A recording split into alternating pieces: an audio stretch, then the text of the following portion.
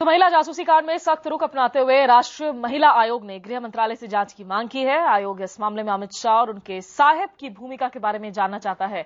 उधर लड़की के पिता की तरफ से भेजी गई चिट्ठी की सच्चाई पर आयोग को शक है। इस खत में किसी भी तरह की जांच न करने की गुहार लगाई गई है। इस बीच कांग्रेस ने दावा किया है कि यह मामला बीजेपी को उसका पीएम पद का उम्मीदवार बदलने पर मजबूर कर देगा। अमित शाह भले ही खामोश हैं, लेकिन उनकी खामोशी से जासूसी कांड पर खड़ा हुआ बवाल खत्म नहीं होता, बल्कि और बढ़ता है, क्योंकि सुर्खियां बटोर रहे इस विवाद का निशाना अमित शाह नहीं, बल्कि पार्टी के पीएम पद के उम्मीदवार नरेंद्र मोदी है। यही वजह है कि बीजेपी के तमाम बड़े नेता एक सुर में बचाव में लगे हैं। जिस लड़की की स्नूपिंग की बात की जा रही है, उस लड़की के फादर ने ही एक पत्र लिखा है और उस पत्र को उसने पब्लिक किया है, और पब्लिक करने के बाद कुछ कहने के लिए शेष नहीं बचता है। उसके पिताजी कहते हैं कि हमारी रिक्वेस्ट पे उसको सुरक्षा ये दी गई,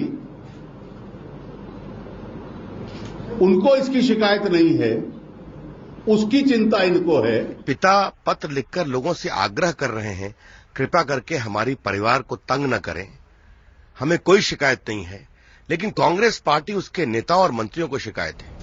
लेकिन सवाल सिर्फ चिट्ठी का नहीं है, सवाल तो गुजरात में जासूसी का है, जासूसी में सरकारी तंत्र को लगाने का है। राष्ट्रीय महिला आयोग ने इस मामले में गृह मंत्रालय को चिट्ठी लिखकर जांच की मांग की। इस बीच आयोग को एक चिट्ठी मिली है। चिट्ठी लिखने वाले ने खुद को युवती का पिता बताते हुए कहा है, मेरी बेटी तहे दिल से चाहती है कि इस केस में आगे कोई जांच न की जाए, भले ही राजनीतिक दल कोई भी मांग क्यों न करे। लेकिन महिला आयोग ने इस चिट्ठी की सच्चाई पर ही सवाल खड़े कर दिए हैं। Today only we got one letter from a girl's father. We have to yet test the veracity of it or the credibility of the letter. उधर इस मामले को लगातार मुद्दा बना रही कांग्रेस गदगद है। आज पार्टी ने यहां तक कह डाला कि ये मसला बीजेपी को उसका पीएम उम्मीदवार बदलने को मजबूर कर देगा। Well, you said this earlier. Do you reiterate this, that the BJP certainly should do a rethink on the prime ministerial candidate? I've always said that, and sooner or later it will be done. इस मामले में गुजरात के IAS अफसर Pradeep Sharma supreme court का दरवाजा भी खटखटा चुके हैं। साफ है कि घेराबंदी अदालत से लेकर सियासत तक हो रही है और बीजेपी के पास मजबूत पलटवार फिलहाल नहीं दिख रहा। नीरज गुप्ता, दिल्ली, IBN 7। तो तूफान और बवाल जिस तरीके से खड़ा हुआ है इस मसले पर, वो भी शांत नहीं होने वाला है। इस मसले पर एजेंडा के 5 सवाल हैं। सबसे पहले कि आखिर किन हालात में गुजरात सरकार ने इस महिला की जासूसी कराई? राष्ट्रीय सुरक्षा को कितना बड़ा खतरा था कि आखिरकार इस काम में ATS तक को लगाना पड़ा, जिस तरीके से राज्य की मशीनरी को इस्तेमाल किया गया?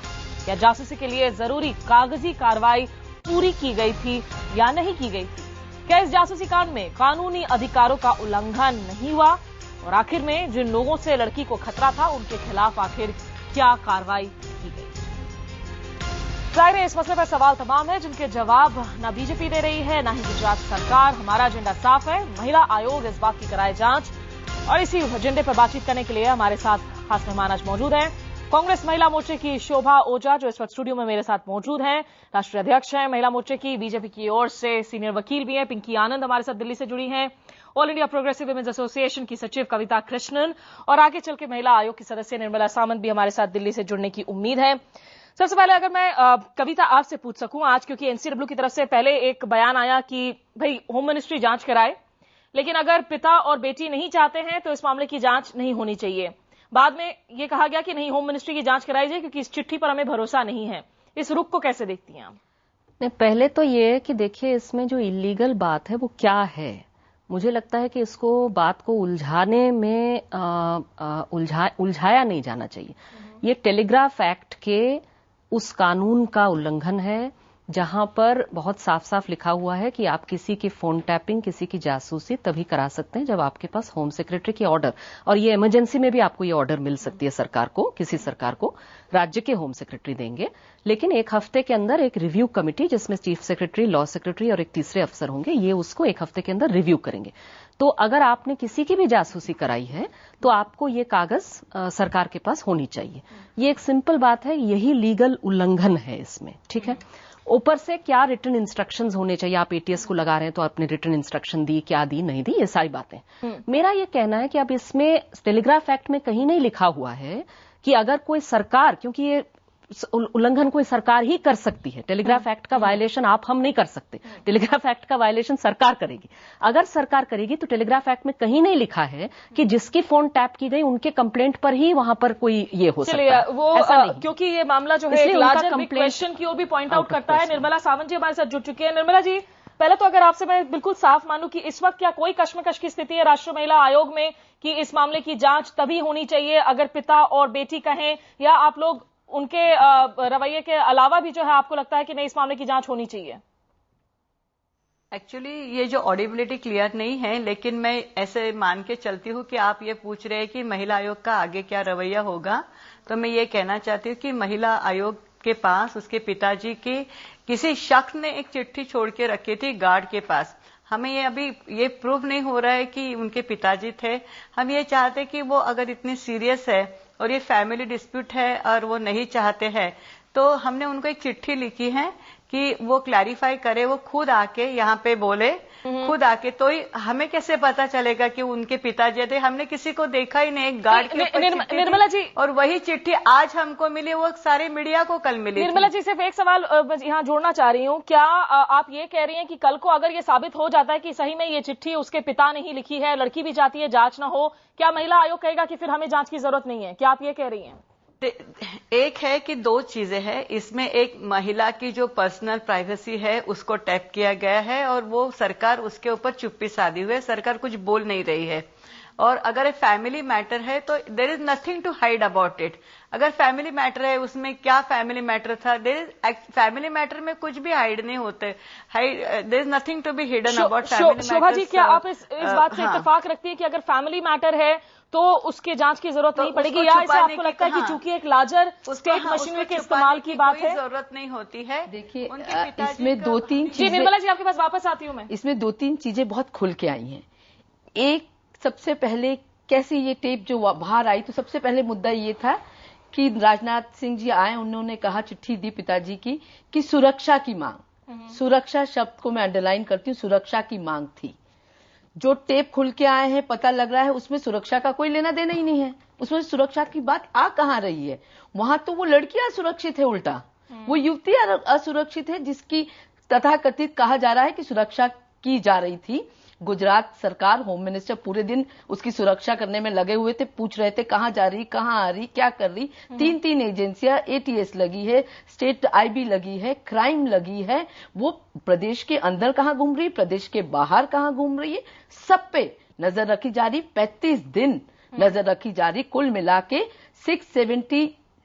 276 कन्वर्सेशन है, बातचीत है, जिसमें उसका पीछा किया जा रहा है, ये खुलासा हुआ है। तो हम देखने की बात यह है कि सुरक्षा की बात आ कहां रही। सुरक्षा मौखिक रूप पे पिता ने मांगी थी, लिखित कोई कागज है सुरक्षा का?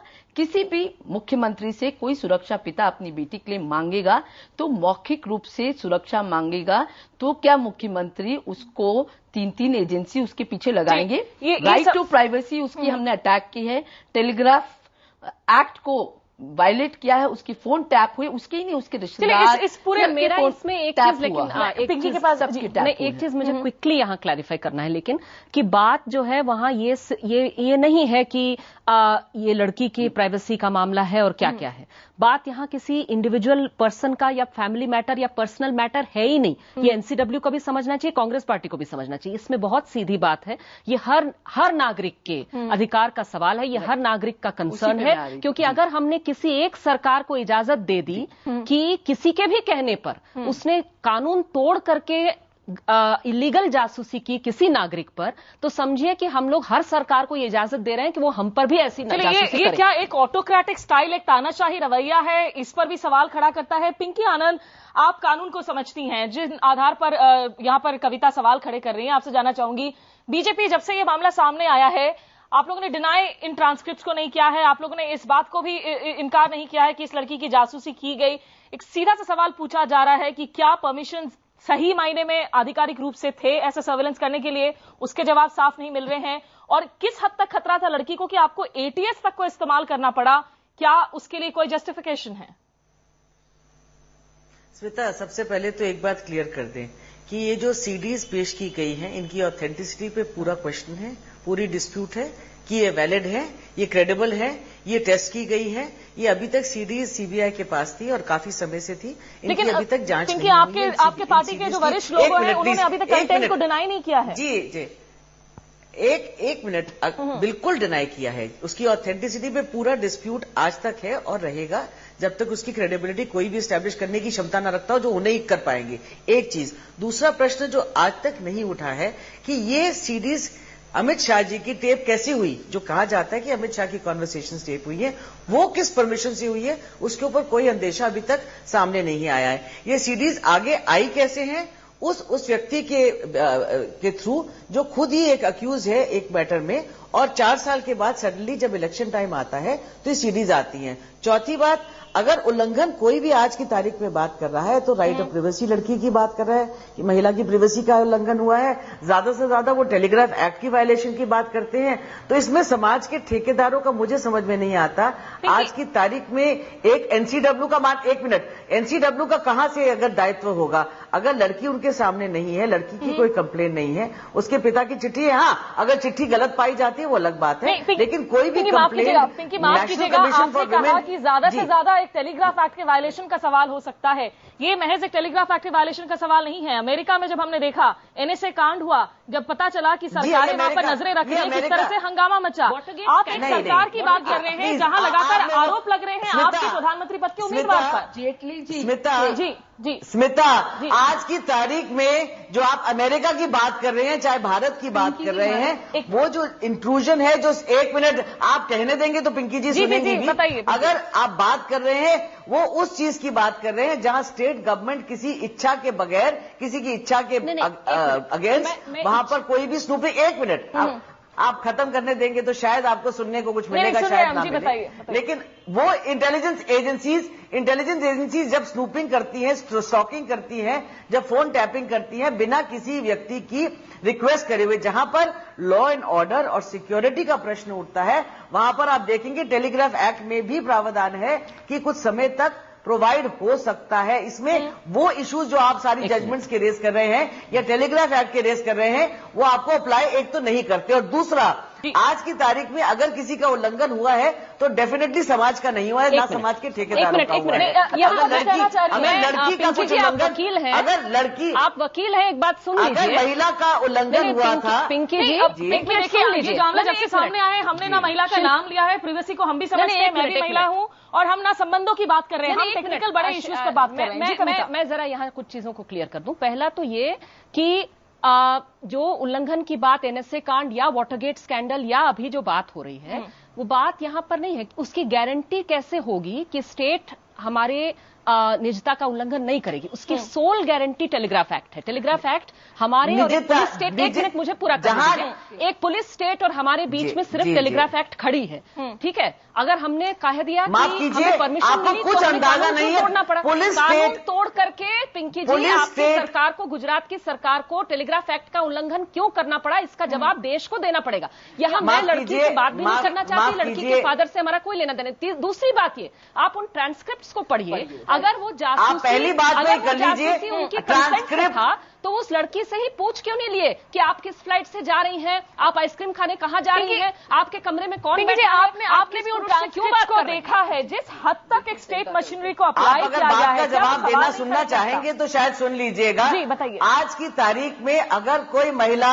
या उसका परिवार सुरक्षा मांगता है तो उसकी जो सारी इशू है वो स्नूपिंग और वाटरगेट और कोलगेट और किसी और मामले में नहीं जाती है। वो मामला बिल्कुल अलग कैटेगरी में आता है। और आपको जानते हैं कि कोई भी महिला या कोई भी परिवार अगर अपनी अलग कैटेगरी में आता है, आप जरा अगर किस कानून के तहत, आप लॉयर हैं, आप बता दीजिए किस पिंकी जी, मैं एक अलग कैटेगरी में आता है। आपने कहा कि पिता और बेटी को जवाब सुन लेंगे तो मिल जाएगा आपको। पिता की तरफ से क्रिमिनल प्रोसीजर कोड में, टेलीग्राफ एक्ट क्रिमिनल प्रोसीजर, किसी महिला की सुरक्षा के लिए हम टेलीग्राफ एक्ट को छोड़ दे सकते हैं। पिंकी जी बताइए। आप बोलते जाइए तो जवाब तो शायद नहीं मिल पाएगा, ना मैं दे पाऊंगी। अगर आपने कुछ पूछा है तो उसका जवाब देने दीजिए तो शायद मैं दे दूंगी। जी अपनी बात। Code of criminal procedure code आपका बना हुआ है, आपका आईपीसी बना हुआ है, आपका दिल्ली पुलिस एक्ट बना हुआ है, आपका गुजरात पुलिस एक्ट बना हुआ है। आपके सारे जो प्रावधान प्रोविजन है प्रोवाइड करने के लिए लॉ, क्या एक बात आप मुझे जवाब दीजिए, आज पुलिस का दायित्व ये नहीं है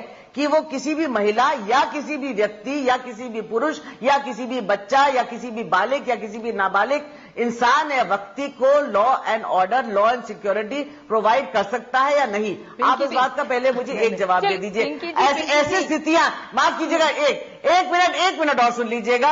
अगर कोई ऑब्सीन कॉल्स आती है, अगर किसी महिला को किसी तरीके की अश्लील हरकतें होती है टेलीफोन पर, क्या आप उसकी कंप्लेंट करके पुलिस से अपनी लाइन को ब्लॉक नहीं करा सकते? क्या आप पुलिस आपकी लाइन को सुन नहीं सकते, टैपिंग नहीं कर सकते? प्ले करने की बात है जी, आपसे लगने से क्या है? वो निर्मला जी के पास जाने से पहले शोभा जी, क्या ट्रैप ओन सीडीज की कोई भी ऑथेंटिसिटी नहीं है।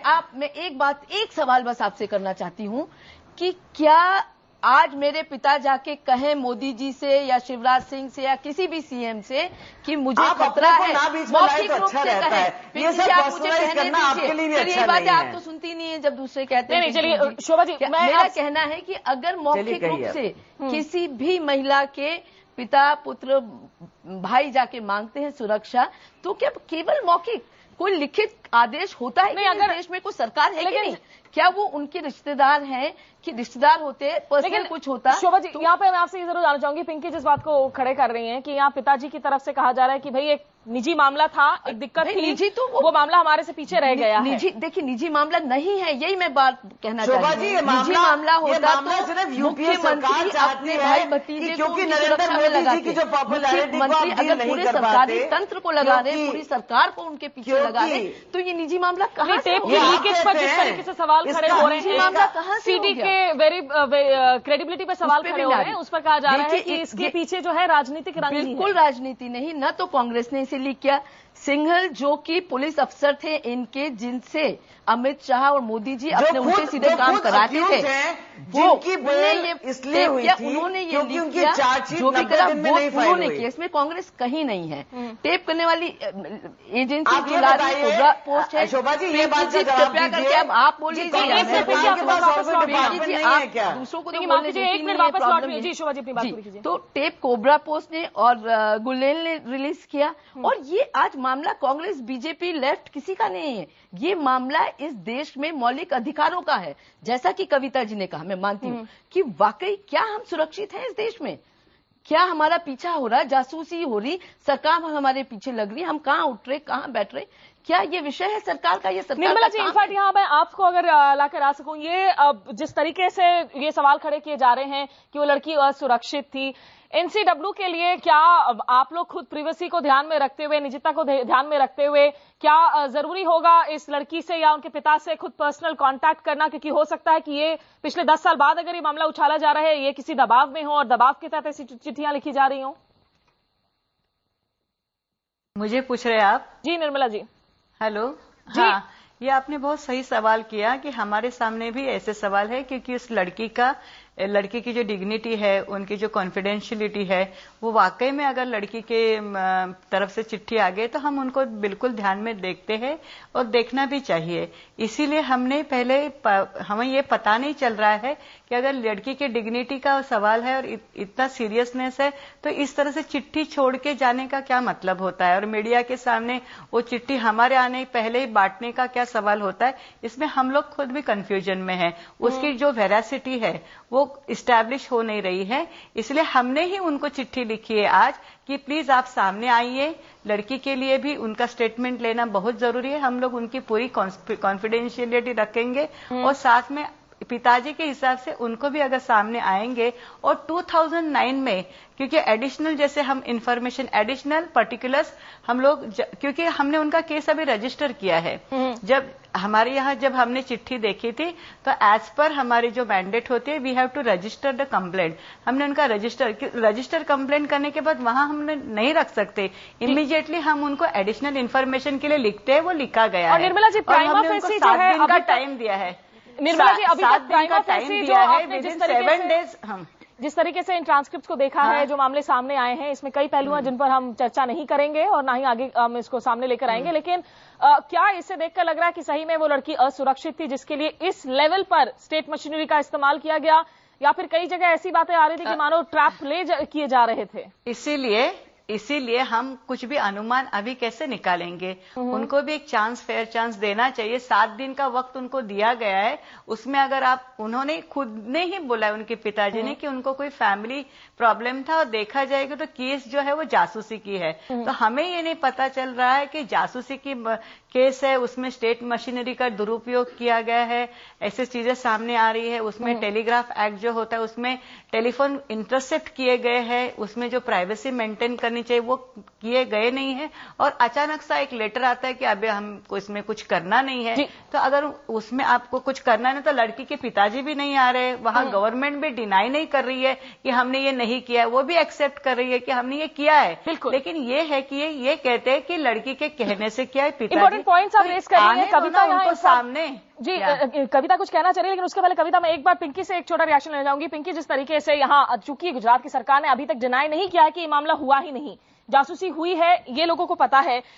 ये जो बड़ा सवाल है, एक निजता का मामला हम अलग कर रहे हैं, जो पॉलिटिकल बयानबाजी और ये मर्ड स्लिंगिंग है वो अलग है, लेकिन जो बड़ा मामला है, 2005 टाइम्स ऑफ इंडिया में रिपोर्ट था जिसमें कहा गया कि बीजेपी के ही गोवर्धन झड़फिया, उन्होंने तब आरोप लगाए थे कि नरेंद्र मोदी जो एमएलएज हैं, जो सांसद हैं, जो विधायक हैं, उनकी फोन की टैपिंग करवाते हैं। कल हिंदुस्तान टाइम्स में हमने खबर देखी कि जो गुजरात के डीजीपी अमिताभ पाठक, उनको मई में ये जानकर हैरानी हो गई कि उन्हीं को पता नहीं था, और कम से कम 93,000 मोबाइल फोन के जो कॉल डिटेल रिकॉर्ड्स है वो निकाले गए दिसंबर 2012 तक। क्या ये बड़ा सवाल नहीं खड़ा हो जाता कि जिस शख्स को आप लोग अपने पार्टी के प्रधानमंत्री पद के तौर के उम्मीदवार के तौर पर पेश कर रहे हैं, उसकी एक ऑटोक्रेटिक स्टाइल ऑफ फंक्शनिंग है, जिससे खतरे यहां पर खड़े हो जाते हैं डेमोक्रेसी को लेकर?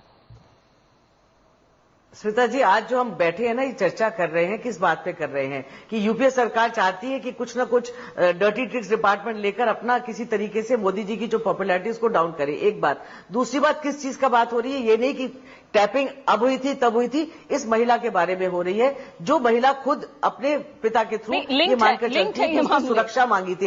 एक मिनट, आपने जो भी कहना 1 मिनट के लिए आप भी कहने देंगे। आप इसको जासूसी कह रहे हैं। लड़की के पिता का जो खुद का बयान है, अगर क्रेडिबल है, जो भी इन्वेस्टिगेशन चल रही है, एनसीडब्ल्यू कह रही है वो कर रहे हैं, let them do it. But अगर वो क्रेडिबल है तो जासूसी का तो कोई सवाल ही नहीं है। लड़की के पिता और लड़की ने मांगा था कि मेरा ये सिक्योरिटी प्रोवाइड होकर इस प्रकार से जासूसी, एक ब्रेक पर इस प्रकार से मेरे को फॉलो करना चाहिए, इस प्रकार से टैपिंग करनी चाहिए। जासूसी है ही नहीं कहना है। निर्मला जी से ये कहना चाहती हूँ, निर्मला जी भी इस बात को थोड़ा समझ लें। मेरे ख्याल से ये हम सबके समझने के लिए है कि उस महिला को अभी मेरे ख्याल से कानूनी रूप से सामने आने की जरूरत ही नहीं है। हमें उसका किसी भी, क्योंकि बात वो है ही नहीं, वो उनका अभी क्या स्टैंड है, कैसा है, उनकी कंसेंट थी कि नहीं थी, ये यहां इमैटेरियल है। गुजरात सरकार से हम सवाल पूछ रहे हैं कि आपके पास होम सेक्रेटरी की चिट्ठी और रिव्यू कमेटी वाली चिट्ठी है तो दिखा दीजिए। सीधे सवालों के सीधे जवाब उसके नहीं मिल पा रहे हैं। गुजरात सरकार नहीं दे रही है, बजाय उसके बीजेपी दे रही है। और ये मैं कहूंगी कि यही कांग्रेस का रवैया है करप्शन केसेस में। करप्शन केसेस में कांग्रेस जो जवाब दे रही है, यही चीज मुझे एक छोटा सा ब्रेक के लिए यहाँ पर रुकना होगा, लेकिन वापस आएंगे तो एक बार फिर से अपने पैनलिस्ट से हम यही पूछेंगे कि इस मामले में कुछ सीधे सवाल भी हैं, इनके तमाम पहलुओं के बीच में उनके सीधे जवाब आखिर क्यों नहीं मिल पा रहे हैं, और क्या ये एक महज राजनीतिक मुद्दा बनकर रह जाएगा। आगे आने वाले दिनों में न जाने और कितना कीचड़ उछाला जाएगा दोनों पार्टियों के, खास करके मुख्य पार्टियों के बीच में। वक्त छोटे से ब्रेक का है, लौटकर आएंगे, एजेंडा जारी है।